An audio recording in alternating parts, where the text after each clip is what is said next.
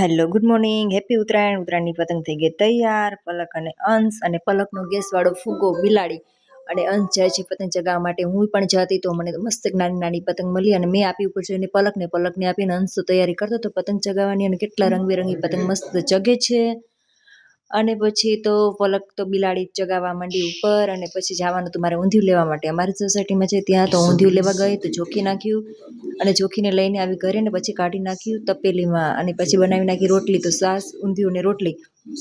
અને વળી પાછા તડકો તો હતો ઘણો બધો પણ તોય પતંગ ચગાવવા અગાસી ઉપર. અને મેં પણ પતંગ ચગાવી લીધી અને પછી મેં પણ ચગાવી લીધી. અને પછી મારી તો પલકે મસ્ત મજાની પતંગ ચગાવી.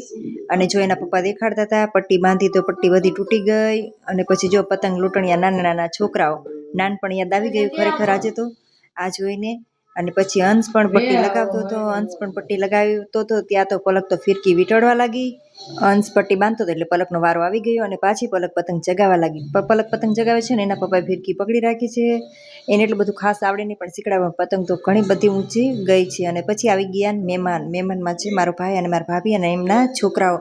અને વળી પાછા ચડી ગયા ઢાબા પર. તો પલક શેરડી ખાતી હતી તો જો આને પણ શેરડી ખાવાનું મન થયું, હેઝલને, એનું નામ હેઝલ છે. તો હેઝલ પણ શેરડી ખાતી હતી. અને જો હર્ષિલે ફાઇનલી પતંગ ચગાવી. એના મમ્મી ફિરકી પકડી રાખી છે અને ચગાવી દીધું મારા ભાઈએ.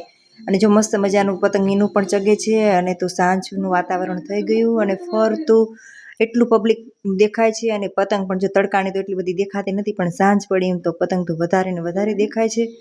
તો જો એક રંગબેરંગી થઈ ગયું છે. અને અંશ પાસો પતંગ ચગાવવા માંડી. જો પલકે તો ફુગ્ગા અને બિલાડી જવા દીધી. અને પછી સાંજ પડી ગઈ. એના પપ્પા પતંગ ચગાવતા હતા પણ મેં પણ ફિરકી પકડી. અને પછી પલક કે મમ્મી ભૂખ લાગી છે તો નાસ્તો પણ મંગાવી લીધો નગાસી પર. જો